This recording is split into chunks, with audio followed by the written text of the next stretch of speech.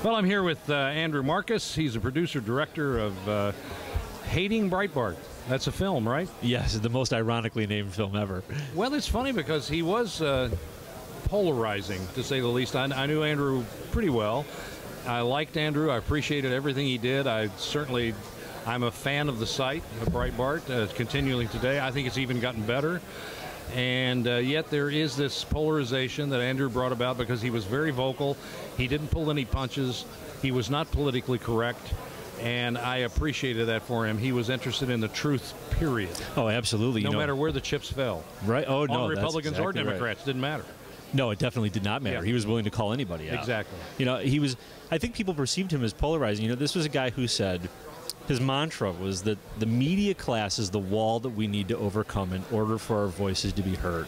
And I think a lot of people misunderstood his behavior and his tactic as just being unhinged or outrageous or but really what he was doing was very, very intentful and very specific. He did what he felt like he needed to do in order to climb over the wall of the progressive media narrative, and he was very successful at it, and for that they hated him. Well, nobody had done that until Andrew came along, really. He kind of started the whole movement of let's get down to what the story's really all about instead of glossing over, as you put it, the progressive media. Mm-hmm. It's very interesting that we're in this land of Oz where for maybe 100 years, maybe longer, but at least 100 years, newspapers, radio, television has been a progressive media. I mean, I'm part of television. I'm now part of radio, but I know what it is. I recognize it for what it is. He certainly did, living in the middle of it in Los Angeles. And I guess he had a change of heart as time went along, as so many people do, and decided to stand up and do something about it, and that was jump the fence of the progressive liberal media and bring another perspective, which it's odd to say. It sounds pejorative, but I really believe that Andrew thought it was more important to get the truth of the matter. In order to do that, you had to get what animated the story. Mm-hmm. And once you got by what animated the story and found out what the truth was, it sometimes was a very different story. Absolutely. And that was the reporting that he did with, had great people, too. I mean, wonderful people. Right. Well, listen, his target... people thought that he was a very political beast, and the fact is he really wasn't. His issue was with the media. Here's a guy who was, a co-editor of the Drudge Report during the Monica Lewinsky scandal. Okay, he had a long history and front row seat for what the progressive media was capable of, and the fact that they could, while they would be, hold themselves up as the arbiters of class and taste and civility, at the same time they were willing to destroy people's lives just to protect their progressive narrative. And you know what I find really interesting, and maybe you can back this up. I'm not. It's my vision of what's happened in politics, especially. I know that he covered a lot of different things, but in politics, and that is, you can steal, you can deceive, you can deflect. You can do things that you would go to jail for outside of being in government. But the one thing you couldn't do that you would get fired for is kind of any sexual impropriety. Is that the oddest? I find that strange. Listen, and frankly, not even that anymore. When you look at Bill Clinton, Bill Clinton had they swept that under the rug. Frankly, I find that the only people who are held accountable to any of these things are, well, I would say conservatives, but anybody who's not a progressive. I mean, that's really what it comes down to. You've got progressives on one side, and you've got everyone else on the other, and frankly, it's a cold civil war. You know what? You took the words right out of my mouth. It's a war. Absolutely. It's a war that we have to fight every day on so many levels, and it's difficult. It's very hard to do this. Mm-hmm. It's hard to get your voice heard, and yet Breitbart, Drudge, The Blaze, Glenn Beck's been doing it too. Mm-hmm. I mean, everybody's kind of shoving and pushing and cajoling and trying to get people to listen and wake up.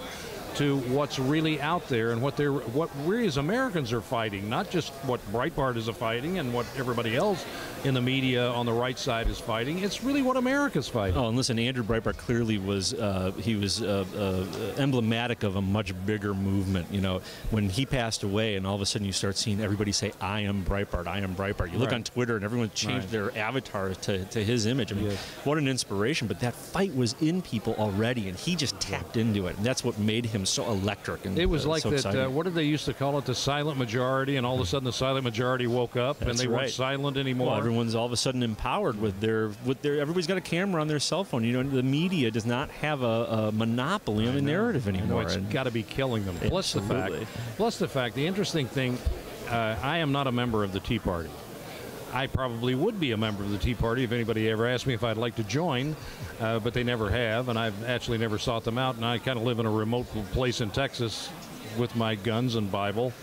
Clinging fast to that and the Constitution. But aside from the hillbilly factor of my life that I honestly come by from eastern Kentucky, which, by the way, is mostly Democrats. I don't get it, but they are. It just seems like I lost my train of thought. I was going somewhere with that, and I have no idea where that bus finally. It just let me off in the middle of the desert. All you have to do to be, you don't have to. First of all, there's no membership for the Tea Party, but frankly, you should come speak at a Tea Party. They would love to have you at a Tea Party. Well, the Tea Party was. Thank you for bringing back to my point. The Tea Party, when the left describes the Tea Party, and quite frankly, when the establishment Republicans describe the Tea Party, the word they use is always extreme, out of touch. I mean, what? It's like the media describing a conservative point of view, but it's coming from both sides. Oh, absolutely. Well, listen, the Republican establishment is entirely threatened by the Tea Party movement because what is the currency of the Republican Party? Well, tell me. Well, their leadership is, the currency of their leadership is to be able to say to their members, you vote our way or we're going to primary you. We're not going to support you in the primary. And then all of a sudden, along comes the Tea Party and renders that threat a little bit useless. And now there's another influence on the primary system. And frankly, that's what threatens the Republican Party. And the interesting thing is that the legs that the Tea Party stands on. I mean, I sound like this Tea Party advocate. I find myself doing this all the time. You're going to be invited soon. And people looking at me like the RCA dog going, what? But it's, you correct me if I'm wrong, but it's getting back to the Constitution, the principles of the Constitution, balancing the budget, stop the spending, lower taxes. It sounds like Calvin Coolidge. Right, exactly. But nobody remembers Calvin Coolidge from 1920, although he was the guy who cut taxes in half and cut government spending in half, and we had the Roaring 20s. Well, listen, but those were extreme views. Right. Well, yeah, that's right. Right. These are extremists that have these views. The things that really work are extreme. Right. But the guys the anarchists that go crap on cop cars and storm banks and smash windows and hold people hostages at ports in Seattle. They're just grassroots protesters. The Tea Partiers who clean up after themselves, who get permits for their rallies, who respect authority and respect the police, they're the radical ones. It's BS. So the message that should go to people that started kind of with, well, it did start with Andrew Breitbart, is that you need to look at what's going on and make your own decision and decide what you think, because here are both sides of the presentation of who these people are. Now you decide who you think you would rather be a part of. Right. And there are people like, it's interesting, I'm not going to throw Geraldo under the bus, but I had a talk with him yesterday. We had actually a very good conversation for about 15 minutes, and we are diametrically opposed on politics.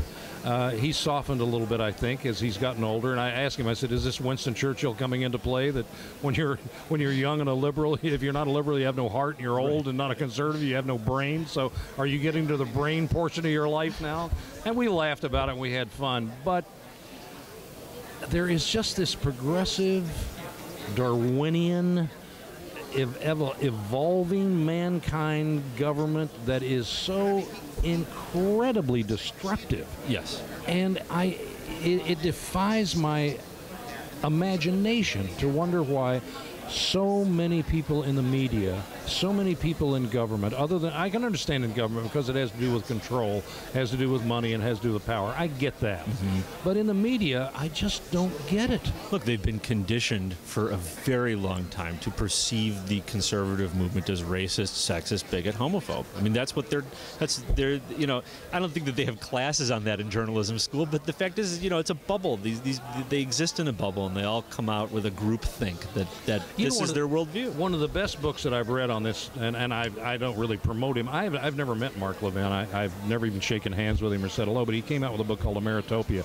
I don't know whether you've read it or not. I haven't read it, but I know about it. It's a very interesting book because he goes back to Socrates and Plato, where it all started, and then slowly brings the understanding of progressivism and Republican and all of those kinds of things up to the present day. So you have this wealth of history of understanding how people kind of think and why they try to do certain things, and why Socrates did what he did with Socrates and Plato. I guess what Plato tried to do with Socrates.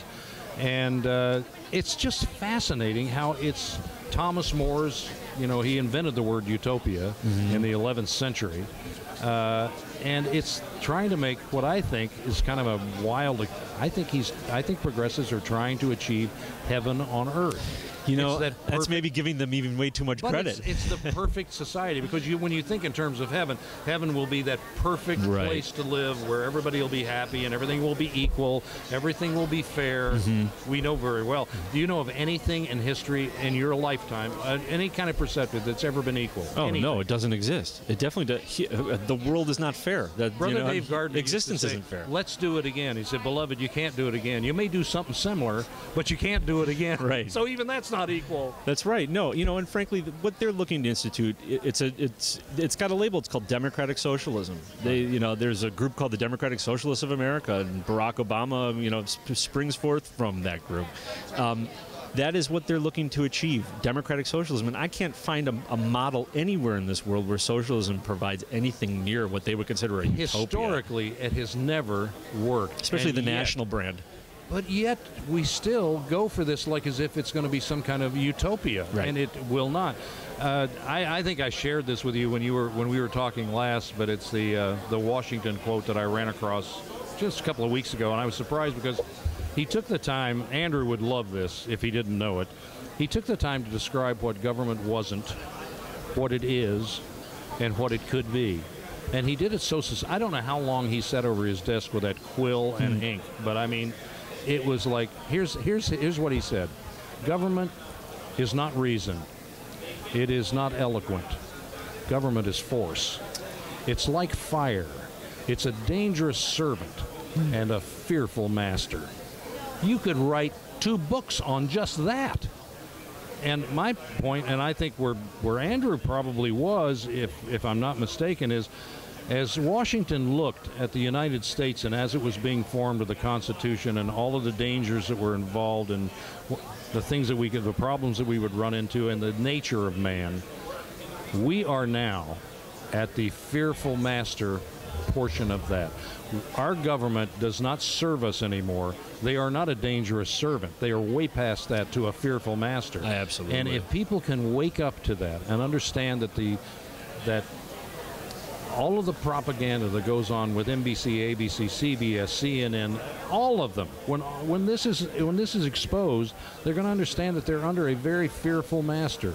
And we need to educate the population to bring them up to date to say, look, you've got choices. You've got your vote. You know, do you realize that 2,700 people in New York City who were dead voted in the last election? 75,000 of them were registered. Let me guess, who did they vote for? Well, 2,700 of them made it to the polls. Well, they're making voting much easier these days. Yeah, right. And then we get a voter ID, and you're going to go, why? Listen, this is what they believe. They believe that the distribution of not just wealth but opportunity is in the hands of corporate powers. Okay, so corporations make decisions, and that their motivation is based on the bottom line and shareholder return. Now they feel that the government, if the government assumes control of opportunity and outcome, they'll be benevolent and it will be fair. They're morons. They don't get it. Yeah, well, the government is so equitable and so fair and so responsible. And I mean, honest to God, you know, Ron Paul said it best. He really did. He said, excuse me, when government is involved, it's poorly run, it costs so much more, and it's terribly inefficient and irresponsible. Right. So, I mean, when you go past that, government doesn't create anything but chaos. Oh, yeah, absolutely. I mean, look, they do some things well, and they should. And that's due credit. What they're tasked with in the Constitution. They would just stick to that. So my I have a whole thing, I haven't done a speech on this, but my whole thing is back to the future. In order to get to the future, we have to go back to the past, pick up our founding principles, which are written in stone, I think. And if they're not, then we have amendment process to go through. So you go back to the founding principles, because we as Americans today don't really know who we are. We are muddling around trying to figure out are we socialist? Are we Marxist? Will we even say those words, which people have trouble? It sticks in their throat. When Obama does socialist things, people go, oh, well, you wouldn't want to label him because that wouldn't be fair. And by the way, Laura Ingraham and Bill O'Reilly said that on television. I watched them. Mm-hmm. They said, why would you label him? It's so destructive. Excuse me? It's what they believe in. But it's who they are. If you don't label people, how in the hell do you know who they are? I think it's absolutely a tactic on their part to make socialist, a pejorative, because then you're not allowed to say it. Although they're allowed to call anyone who's not a progressive a racist at the drop of a hat. Well, here, I'm listening to Toure Niblett, or what is his last name? Toure, yeah, I don't. Does he have a last name? Yeah, it's Niblett or Nibelino or something like that. But anyway, he comes out with this thing that Mitt Romney said he should take his campaign of anger back to Chicago, and this all of a sudden was code for a pejorative toward black people. And I'm saying to myself, look. I saw this happen, by the way, in real time on television. And I thought to myself, I spent 2 years in the Navy doing Morse code. It's all I did. I was a radioman. And then I worked for the commander of the 6th Fleet, and I did cryptography. Wow. So I broke codes and encrypted codes. And I thought to myself, I really know codes really well. What is this white man's code, this dog whistle that we're supposed to hear? I don't even know what it is. So I invented a thing called the cracker code. I mean, really, it's the cracker code. I mean, it's a pejorative. Being a cracker, I don't care. They can call me a cracker. So the cracker code only makes sense that you would find it in a decoder ring in Cracker Jacks. So I've been going through thousands of boxes of Cracker Jacks trying to come up with a cracker code. Listen, what do you think? I think you'll be searching for a long time. Listen, the code changes. I mean, the minute that you think you figured out, then what a you're new not allowed to decoder say ring comes anymore, out. You know, cracker code number 2.0 comes out. Yeah. Listen, I look forward to seeing the movie. I know you've worked hard on it. I'm obviously a fan and a friend of Breitbart's, and I appreciate your time. Thanks for coming. Thank you so much. I really appreciate it. Pleasure talking with you. It was fun.